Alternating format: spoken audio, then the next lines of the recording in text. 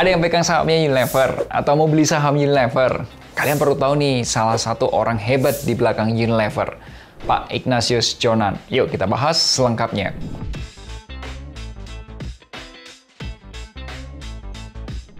Hai, ketemu lagi nih bersama Melvin Mumpuni. Kalian pasti tahu dong sosok hebat namanya Pak Ignatius Jonan. Beliau adalah seorang pemimpin yang hebat di Indonesia. Beliau berhasil mentransformasikan kereta api yang dulunya itu rugi 80 miliar menjadi perusahaan untung 1,3 triliun.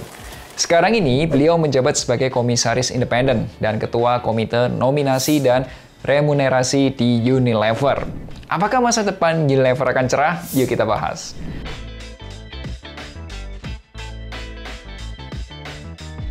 Kenapa kok saya membahas Pak Ignatius Jonan dikaitkan dengan Unilever? Menurut saya pribadi nih ya, bisa jadi ada teman-teman yang juga beda pendapat. Jika kita berinvestasi ke sebuah perusahaan, itu mau perusahaan tertutup atau perusahaan terbuka ya, kita perlu lihat siapa pemimpinnya. Who are men or women behind the company? Kenapa? Karena sosok pemimpin itu menjadi poin kunci. Karena perusahaan itu digerakkan oleh ide besarnya, oleh perencanaannya, oleh eksekusinya. Ya, siapa? Ya pemimpinnya.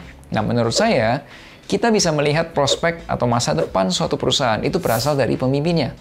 Jika direktur, komisarisnya orangnya toksik, ya perusahaannya nggak akan kemana-mana. Benar nggak? Bisa jadi perusahaannya sekarang ini yang kelihatan udah gede, tapi akan stabil-stabil aja. Malah bisa-bisa mengecil dan kalah dalam persaingan. Tapi jika direktur, komisarisnya orangnya berpikir growth mindset, orangnya udah mature, aku yakin perusahaannya itu akan bertumbuh. Bisa jadi sekarang perusahaannya mungkin ya oke-oke aja gitu ya. Tapi kedepannya bisa menjadi lebih bagus atau sangat bagus gitu. Aku juga jadi penasaran, apakah kamu juga ngecek siapa pemimpin perusahaan ketika kamu berinvestasi di saham? Silahkan komen, oke? Saya pribadi sebagai young entrepreneurs banyak belajar kepemimpinan dari Pak Ignatius Jonan. Beliau adalah sosok pemimpin yang menurut saya luar biasa hebat. Mentransformasi kereta api yang tadinya perusahaan rugi miliaran rupiah menjadi perusahaan yang untung triliunan rupiah. Gimana ceritanya? Yuk kita bahas di chapter 2.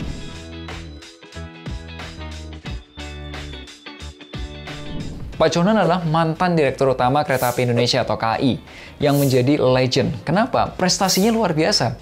Beliau mentransformasi kereta api menjadi perusahaan skala nasional yang kuat banget ya, atau bahkan world class company.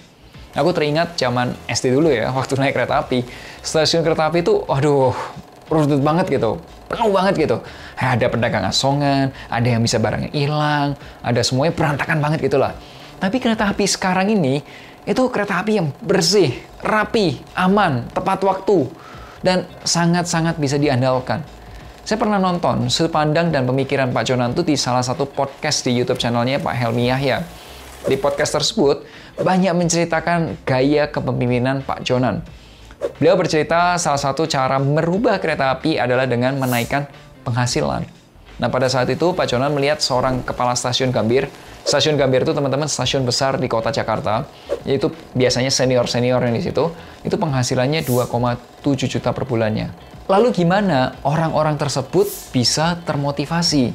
Akhirnya Pak Jonan tuh ngotot, naikin gajinya dan taruhan. Jika 1 tahun masa jabatannya kereta api masih rugi, Pak Jonan siap mengundurkan diri. Nah, sejak saat itu, penghasilan kepala stasiun Gambir itu naik menjadi 25-30 juta rupiah. Dan kenaikan penghasilan terbukti meningkatkan penghasilan perusahaan. Awalnya parkir stasiun itu cuma 3 juta per hari. Terus kemudian naik jadi 100 juta per hari. Gila nggak? Nah, Pak Jonan juga tidak memandang pendidikan dalam memberikan reward.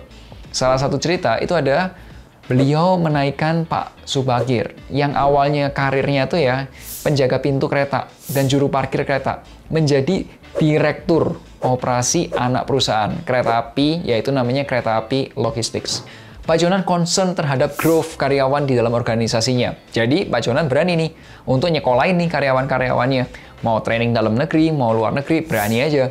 Beliau juga sempat viral nih, karena apa? Foto tidur di gerbong kereta ekonomi yang nggak sengaja tersebar nih di media sosial. Nah, selain kereta api, Pak Jonan tuh juga sempat menjadi petinggi-petinggi di beberapa perusahaan gede. Contohnya nih, Pernah di Direktur Citibank tahun 99 sampai 2001. Kemudian Direktur Utama di PT Bahana Pembinaan Usaha Indonesia tahun 2001 sampai 2006. Kemudian menjadi Managing Director and Head of Investment Banking for Indonesia di Citigroup tahun 2006 sampai tahun 2008. Nah, baru deh menjabat Direktur Utama PT Kereta Api Indonesia tahun 2009 sampai 2014. Di tahun 2014, beliau diminta menjadi Menteri Perhubungan sampai tahun 2016. Sejak 2016 sampai 2019, beliau menjadi Menteri Energi dan Sumber Daya Mineral. Nah, di tahun 2020 nih, beliau juga diangkat menjadi Komisaris Independen PT Unilever Indonesia dan Sido Muncul. Jabatan sebagai komisaris di Sido Muncul itu berakhir di awal tahun 2021, jadi singkat banget tuh. Nah, tahun 2021 beliau menjadi komisaris di Anabatik dan tahun 2022 beliau diangkat menjadi komisaris Marsh Indonesia. Pertanyaan terakhirnya adalah bagaimana dengan Unilever Indonesia?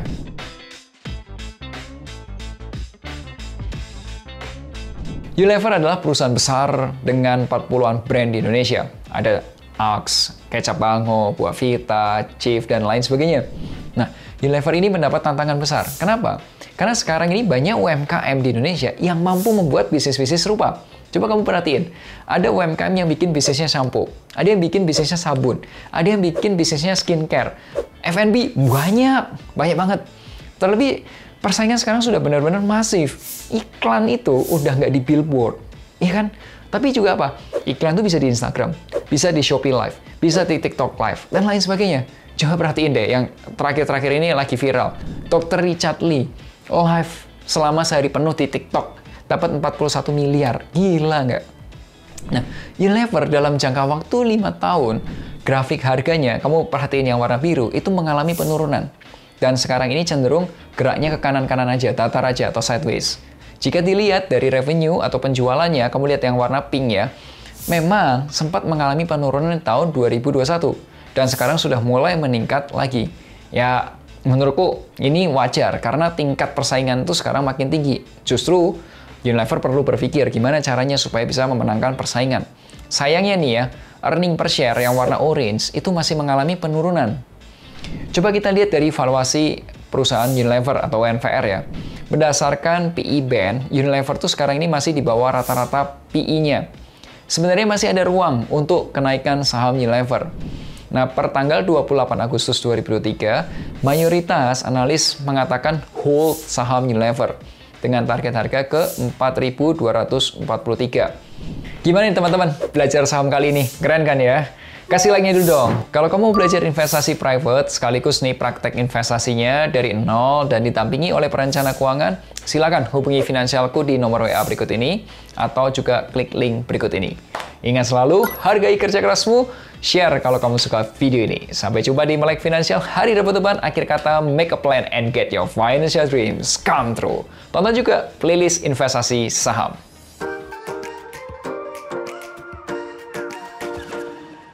Wujudkan masa depan, tumbuh erat bersama keluarga, dampingi kehidupan, meraih kesuksesan bersama finansialku.com.